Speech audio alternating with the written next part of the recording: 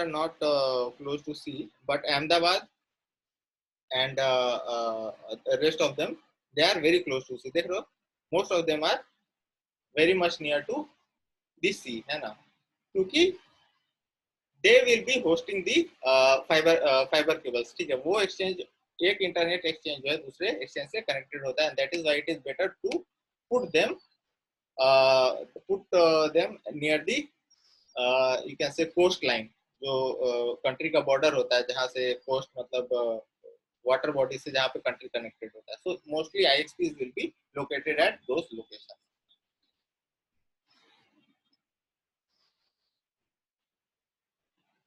Right? Now let us talk about ISP, है ना? मैंने आपको बोला कि ISP जो है डायरेक्ट नहीं कम्युनिकेट करते. तो ISP कौन होते हैं? ठीक है, कैसी है यार? आपका पीसी जो है इंटरनेट से इसीलिए कनेक्टेड है क्योंकि आपका पीसी को एक ISP यानी कि इंटरनेट सर्विस प्रोवाइडर अलाउ कर रहा है इंटरनेट से कनेक्ट होने में, है ना? तो the ISP is giving you license to access internet via its services by paying some fees depending upon whatever is the bandwidth, है ना? आपको कैसा स्पीड चाहिए उस हिसाब से आप पे करके इंटरनेट को एक्सेस कर पाते हो. That is the model, right?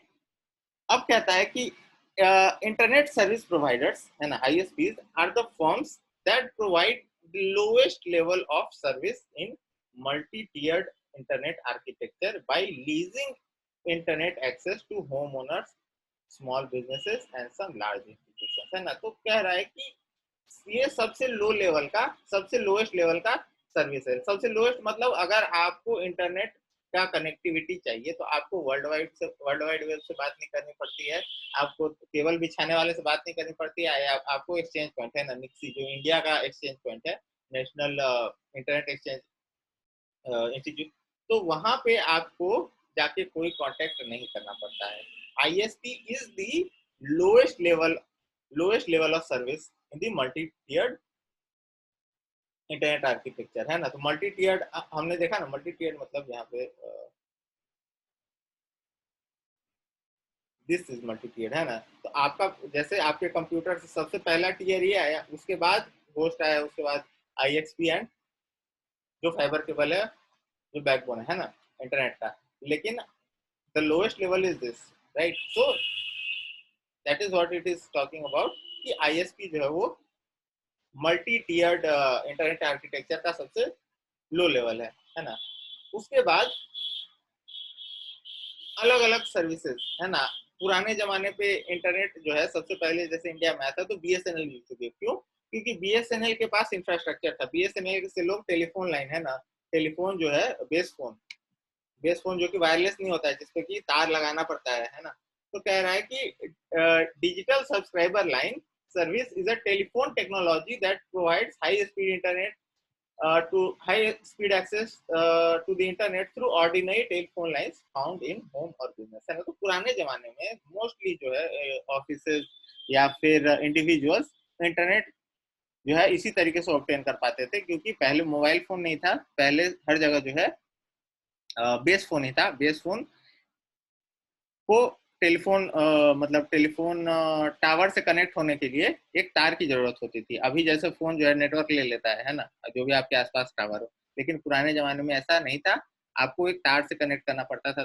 तो उसी टेक्नोलॉजी से जिससे वो फोन काम करता था, जिससे फोन एक फोन दूसरे को कॉल कर पाता था, with same technology it was able to connect to internet, है ना? तो वहां से द इंटरनेट स्टार्टेड. देन फिर क्या हुआ, और अभी आप लोग समझ पाओगे कि जो आजकल इंटरनेट सर्विस देते हैं उनका एक साइड में, यस आदित्य? Yes sir. तो सर इसमें डाटा लिमिट्स भी रहता होगा सर? हाँ, so I'll be talking about, so I think when I obtained internet you would be like so मैं 2007 या 6 की बात कर रहा हूँ. So that was the first time I got internet connection. It was through BSNL. So BSNL telephone was there at my home, right? And then when I called them, तो उन्होंने अपना प्लान समझाया और एक जो इंटरनेट का sir इसका, और सर इसका टोटल स्पीड कितना होता होगा? At that time I used to get speed around 10 kbps, ठीक है? और 10 kbps स्पीड भी it was like it used to feel amazing. like अगर 10 से 12, अभी तो आप लोग आराम से 1 mbps यूज करते हो, है ना? उस टाइम पे 2005 के टाइम पे अगर 10-12 kbps भी नॉर्मली चल जाए तो it was I mean amazing कि अरे भाई आज इंटरनेट सही चल रहा है ना. People to download I mean to listen to music we people used to go to pirated websites. I think you would know तो songs.pk or क्या something सर like that, है ना, तो क्या sir hangama.com, is sound.pk, they something like that. So I am तो talking क्या about sir is there a contract sir क्या contract पे फाइंड आउट होता था this होता है contact. Is there a contract क्या ये कॉन्ट्रैक्ट पे फाइंड आउट होता है या फिर प्रीपेड होता है हाँ, so ये this telephone line was postpaid. So in my case it was postpaid क्योंकि टेलीफोन का बिल जो है ना, पहले जमाने में क्या होता था कि लोग आराम से बात करते थे, बिल आता था वहां पे जाके, जैसे बिजली का बिल पुराने जमाने में भरते थे लोग जाके, आजकल तो ऐप से पे हो जाता है. लेकिन जैसे बिजली का बिल जमा करने के लिए लाइन लगना पड़ता था, वैसे ही टेलीफोन का बिल पे करने के लिए बेस फोन का लाइन लगना पड़ता था, उसी में इंटरनेट का बिल भी पे होता था, है ना. तो that was a postpaid service. उसके बाद क्या आया, केबल वाला, है ना. आप लोग जो है इस चीज को रिकॉल कर पाओगे कि आपके भी घर के आसपास जो केबल वाला, जो लोकल केबल वाला होता है, वो भी इंटरनेट और ब्रॉडबैंड का वो सर्विस देता है ना. क्योंकि आप समझ रहे हो, ये लोग क्या कर रहे हैं, लेवरेज कर रहे हैं. इनके पास इंफ्रास्ट्रक्चर ऑलरेडी अवेलेबल है, वायर इनके पास है, टावर इनके पास है, जो आईएक्सपी है उनसे इनका कनेक्शन हो रखा है ना. सो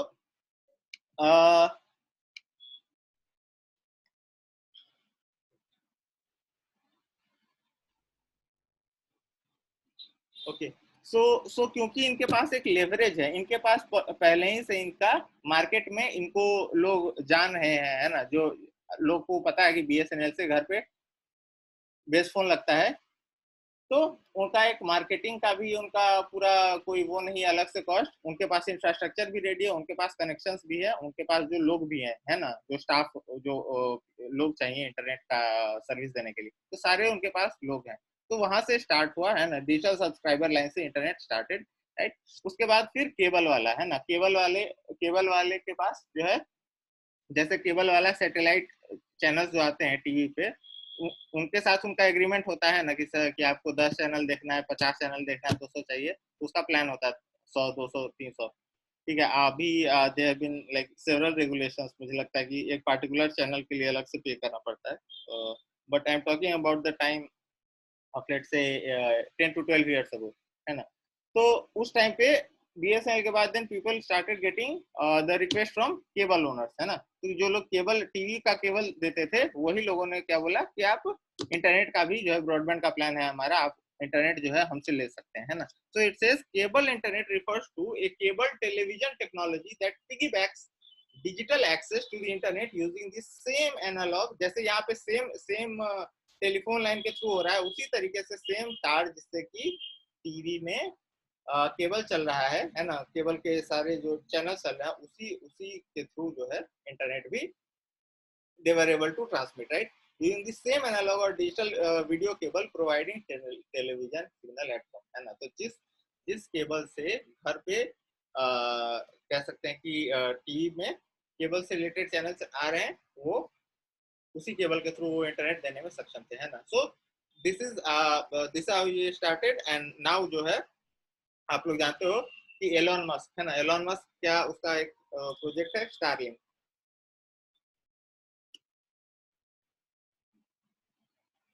है ना. तो स्टारलिंक क्या करता है, Starlink is a satellite internet constellation being constructed by SpaceX providing satellite internet access, है ना. तो कह रहा है कि स्पेस में satellite, you can put a satellite and that will beam the internet signals to anyone who is willing to connect to the internet, right. तो कह रहा है कि satellite internet is offered by satellite companies that provide high speed broadband internet access primitively in home and office and local in rural areas, है ना. अब आप लोग याद करो, मैंने आपको उस समय वीडियो में बताया था when she was saying कि इंटरनेट का जो केबल जाता है वो कई बार बहुत हिली एरिया से, बहुत रिमोट लोकेशन से होके जाता है ना. और आप लोग भी नोटिस किए होंगे कि कभी कभी किसी रिमोट एरिया पे आप जाते हो तो आपको फोन का सिग्नल नहीं आता है ना, क्योंकि वहाँ पे टावर नहीं होते हैं. So just to counter all these issues, है ना, ये सारी जो कमियां हैं, इनसे निपटने के लिए एक क्या सॉल्यूशन है, which and it's not that कि just Elon Musk Starlink is doing this, there are several other companies also which are working on satellite based internet. Facebook, I think, wanted to do similar kind of give similar kind of service. तो कहने का मतलब ये है कि जैसे मैंने अभी बोला कि रूरल एरिया या रिमोट एरिया में है ना, जहाँ पे टावर नहीं होता, वहाँ पे जहाँ पे फोन भी नहीं लग पा रहा, वहाँ पे इंटरनेट एक्सेस करना मुश्किल हो सकता है। लेकिन अगर कोई सैटेलाइट के थ्रू उसको एक्सेस करना पड़ेगा, तो सैटेलाइट के लिए तो इससे फर्क नहीं पड़ता कि वो जिस जहाँ पे यूजर इंटरनेट को एक्सेस करना चाह रहा है उसका लैटिट्यूड क्या है, लॉन्गिट्यूड क्या है ना, उससे कोई फर्क नहीं पड़ता है वो हिली एरिया में है या फिर वाटर लेवल के एरिया में है ना। सैटेलाइट से अगर कोई चीज कनेक्टेड है तो सब जगह सिमिलर ही आती है, regardless of where is the what is the altitude of the place where internet is being sought. ठीक है, तो इसीलिए कह रहा है कि इंटरनेट फैसिलिटी जो है सैटेलाइट से भी दी जा सकती है। Satellite internet is offered by satellite companies, है ना। तो आप समझ रहे हो ना, ये सारे लोग क्या कर रहे हैं, इनके पास जो बना हुआ खुद का इंफ्रास्ट्रक्चर है इसको लेवरेज कर रहे हैं just to make more money more business, है ना। जैसे मैंने यहाँ पे बोला कि बीएसएनएल के पास लोग थे और इंफ्रास्ट्रक्चर था तार बिछाने के लिए, बेस फोन और ये सब के लिए, और नेटवर्क से related they had all the contacts, तो वो लोग इंटरनेट के बिजनेस में आ गए। केबल वाले के पास पहले ही कॉन्टेक्ट था टीवी चैनल और ये सब के लिए इंफ्रास्ट्रक्चर उनके पास, सैटेलाइट डिश वगैरह इंस्टॉल करने का, तो वो लोग भी ब्रॉडबैंड के लाइन में आ गए। और अब क्योंकि सैटेलाइट से इंटरनेट पॉसिबल है और Starlink, you know the Starlink and SpaceX owner है ना, स्पेसएक्स जो है Tesla, SpaceX, Tesla and Starlink, all of them are owned by Elon Musk, है ना। तो क्योंकि एलोन मस्क के पास टेस्ला के वजह से स्पेस इंफ्रास्ट्रक्चर में already they have you can say advantage, है ना, क्योंकि वो काफी टाइम से रॉकेट और ये सब सैटेलाइट बना रहे हैं, तो उनको पास एक एडवांटेज पहले ही से, तो उनको लग रहा है कि अब सैटेलाइट से अगर इंटरनेट बीम किया जा सकता है ना, सैटेलाइट से लोगों को इंटरनेट दिया जा सकता है, and that internet will be so good कि रिगार्डलेस ऑफ द लोकेशन, है ना, यूजर उसको कहाँ से एक्सेस कर रहा है, वो हिली एरिया है, वो पानी में है, या फिर वो कहीं क्या कहते हैं बहुत रिमोट एरिया में जहाँ पे कोई मोबाइल फोन का टावर या किसी और तरीके का कनेक्शन नहीं है, वहां पे भी सैटेलाइट का सिग्नल जाएगा ठीक उसी तरीके से जैसे किसी और जगह जाता है ना। तो कहने का मतलब ये है कि ये सारे लोग, टेलीफोन वाला, केबल वाला और सैटेलाइट वाला, ये सारे लोगों के पास पहले ही से इंफ्रास्ट्रक्चर अवेलेबल था इस बिजनेस में घुसने का, और क्योंकि उस एग्जिस्टिंग टेक्नोलॉजी से इंटरनेट दिया जा सकता था, so they started giving it, right. So there is satellite internet, there is cable internet, and then there was DSL, right? आज के जमाने में I can assure you कि अब जो है BSNL इस तरीके का सर्विस नहीं देती हुई, क्योंकि I don't think कि it is I mean it is possible to find any user जिसके पास जो है बेस फोन हो और बेस फोन से वो इंटरनेट एक्सेस करना चाहे. It will always be expensive, right?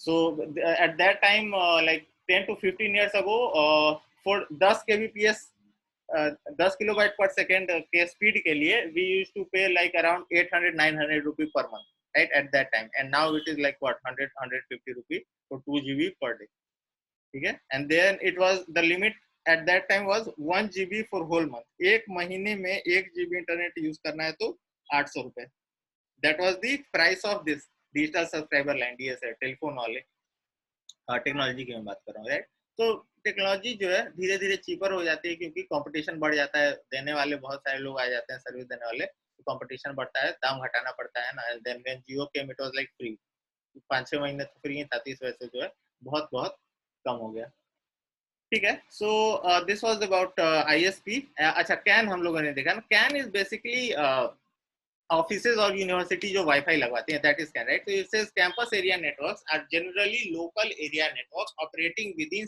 Single organisation such as university and corporation, है ना। एक ही यूनिवर्सिटी के लोगों को ही देना है अगर एक्सेस, तो यू कैन यूज कैन। अच्छा, अब अगर आपको कैन लेना है तो आप क्या है कि डायरेक्टली आप लीज लाइन ले सकते हो, है ना। कहता है कि they lease access to web directly from regional and national carrier, इसीलिए जो है एयरटेल का जो है लीज लाइन आता है 80,000 रुपए आई थिंक पर ईयर, उसका चार्ज है। Airtel Jio, I think all of the ISPs will be giving such kind of service, है ना। तो वो डायरेक्टली जो है एक आपको दे देते हैं एक्सेस कि आप एलोकेट कर सकते हो कि हाँ इस फ्लोर पे मतलब यू कैन ब्रांच इट, आपको 1 Gbps मिल गया तो आप आपके पास मान लिया 100 फ्लोर है तो 10-10 Mbps you can distribute to each and every floor, right? So this is about campus area network. It says so it's a LAN, right? Ethernet model. The local area network generally are running Ethernet and have network operating systems such as Windows Server, है ना? So Windows server या कोई पैचे server, कोई भी operating system, network operating system उन्होंने install कर दिया and they are able to access it.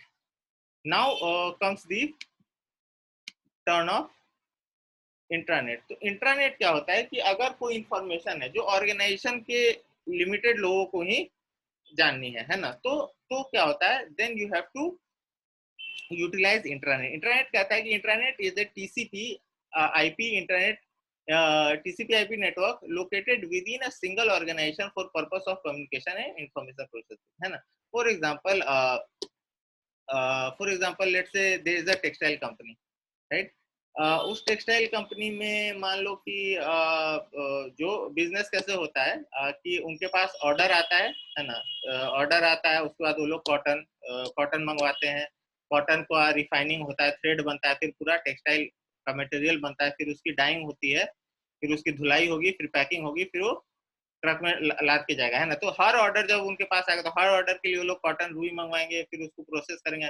तो ऑर्डर कई सारे स्टेज में जाएगा, है ना, 10-15-20 स्टेज में भी जा सकता है.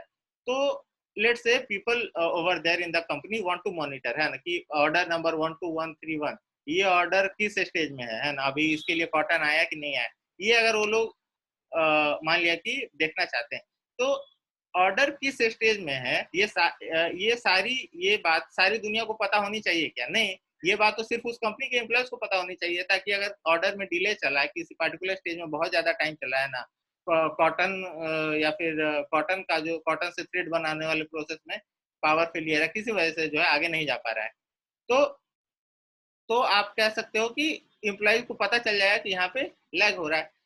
तो मेरे कहने का मतलब ये है कि कुछ कुछ इंफॉर्मेशन जो है सिर्फ लिमिटेड लोगों को ही पता होनी चाहिए, या वो चाहते हैं कि सिर्फ कुछ लिमिटेड लोगों को ही पता हो. तो उस केस में क्या होता है कि हमें इंट्रानेट का यूज करना पड़ता है. इंट्रानेट मतलब कि सर्वर जो है, सर्वर भी उसी ऑफिस में है और यूजर भी उसी ऑफिस में है ना.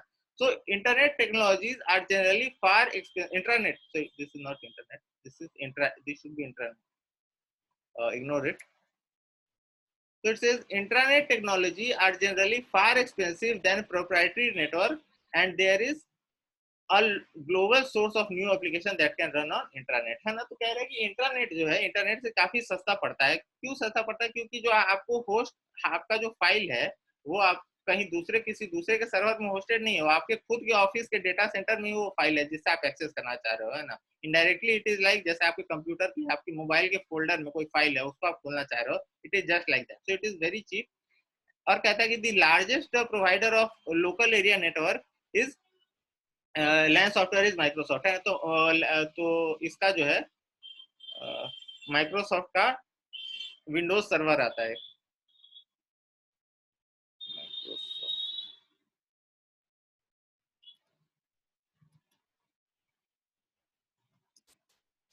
राइट, ये माइक्रोसॉफ्ट विंडोज सर्वर एक ऑपरेटिंग सिस्टम है ना, ये नेटवर्क ऑपरेटिंग सिस्टम है ना.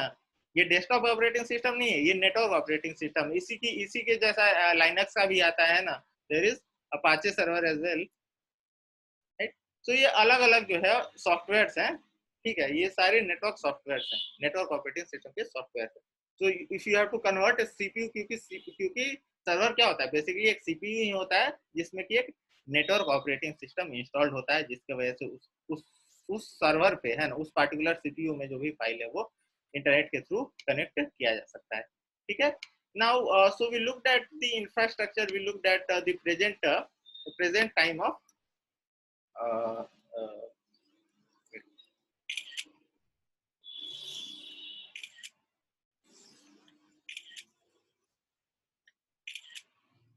so we looked at the infrastructure, we looked at how the internet is working now, one thing comes up कि इंटरनेट को कंट्रोल कौन करता है ना, इंटरनेट पे किसका कंट्रोल है, कैसे किसी पर्टिकुलर कंट्री में बैन हो जाता है और क्यों बैन होता है, there are so many things, right? So the control of internet is something that we will see in next lecture. I have taken the attendance, so we'll meet in next.